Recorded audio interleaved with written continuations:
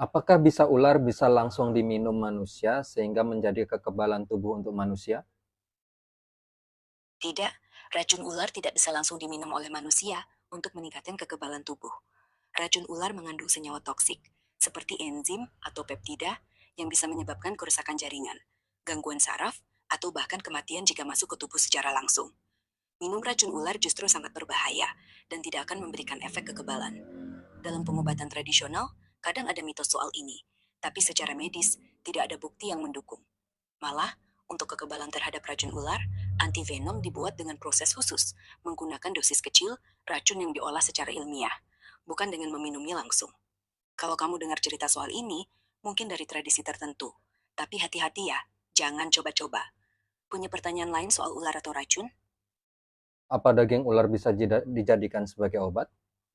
Daging ular memang dikonsumsi di beberapa budaya, seperti di Indonesia, Tiongkok, atau Vietnam. Dan ada kepercayaan tradisional bahwa daging ular bisa jadi obat, misalnya untuk meningkatkan stamina, memperbaiki sirkulasi darah, atau bahkan mengatasi masalah kulit. Namun, secara ilmiah, bukti yang mendukung khasiat daging ular sebagai obat masih sangat terbatas. Beberapa penelitian awal menunjukkan bahwa senyawa tertentu dalam daging atau lemak ular mungkin punya sifat antiinflamasi atau meningkatkan daya tahan tubuh. Tapi, ini belum terbukti kuat di uji klinis modern. Risikonya juga perlu diperhatikan. Daging ular yang tidak diolah dengan benar bisa mengandung parasit, bakteri, atau logam berat yang justru membahayakan kesehatan.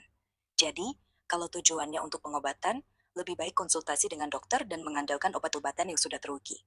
Kamu dengar dari mana soal daging ular sebagai obat? Penasaran sama tradisi tertentu?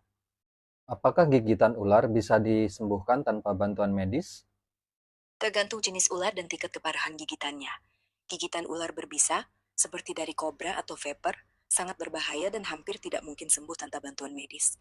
Karena racunnya bisa menyebabkan kerusakan jaringan, gangguan saraf, atau gagal organ dalam hitungan jam. Tanpa antivenom dan perawatan medis, risiko kematian atau cacat permanen sangat tinggi. Kalau gigitan dari ular tidak berbisa, seperti beberapa jenis ular sanca, biasanya hanya menyebabkan luka fisik atau infeksi kecil, yang mungkin bisa ditangani dengan perawatan sederhana, seperti membersihkan luka dan mencegah infeksi.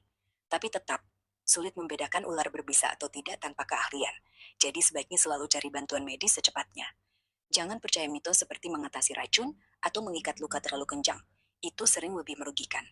Kalau ada cerita atau pengalaman soal gigitan ular, ceritain dong. Apakah ular tidak takut dengan manusia? Ular biasanya lebih takut sama manusia ketimbang kita takut sama mereka. Mereka nggak punya emosi kayak manusia, tapi instingnya kuat buat menghindar dari ancaman, termasuk manusia. Kalau ular nggak lari saat ketemu orang, biasanya karena merasa terpojok atau nggak punya tempat kabur. Jadi mereka bisa agresif buat bela diri. Ular berbisa seperti kobra mungkin kelihatan berani karena mereka berdiri tegak saat terancam. Tapi itu cuma respons alami, bukan karena nggak takut. Faktor lain seperti lingkungan atau jenis ular juga berperan. Ular di tempat yang jarang ketemu manusia mungkin nggak langsung kabur karena belum kenal ancaman. Tapi secara umum, mereka lebih suka ngelupas daripada konfrontasi. Pernah ketemu ular di alam, liar, apa cuma penasaran aja? Ada manfaat lain dari sisik untuk manusia? Sisik ular nggak punya manfaat langsung buat manusia dalam kehidupan sehari-hari. Tapi, ada beberapa kegunaan yang menarik. Dalam pengobatan tradisional, misalnya di Tiongkok, sisik ular kadang digiling jadi bubuk untuk obat-obatan. Dipercaya bisa membantu masalah kulit atau rematik, meski bukti ilmiahnya lemah. Di dunia modern, sisik ular menginspirasi teknologi biomimikri. Ilmuwan meniru tekstur sisik yang licin untuk bikin material tahan gesek, seperti pelapis atau kain khusus. Sisik juga kadang dipakai di industri fashion, misalnya untuk tas atau sepatu dari kulit ular. Tapi ini lebih soal estetika ketimbang manfaat fungsional. Oh ya, secara ekologis, sisik yang ditemukan di alam bisa membantu bisa identifikasi spesies ular. Kamu tertarik sama sisik ilmiahnya? Atau mungkin pengen tahu soal kulit ular di fashion? Apakah bisa ular yang berbisa dihilangkan bisanya? Secara alami nggak mungkin mengubah ular berbisa jadi nggak berbisa tanpa mengubah sifat biologisnya, karena racun dihasilkan oleh kelenjar khusus yang dikontrol genetika. Namun, ada beberapa cara manusia menangani racun ular. Misalnya, di beberapa tempat, kelenjar racun ular dioperasi atau dilepas untuk keperluan pertunjukan atau penelitian.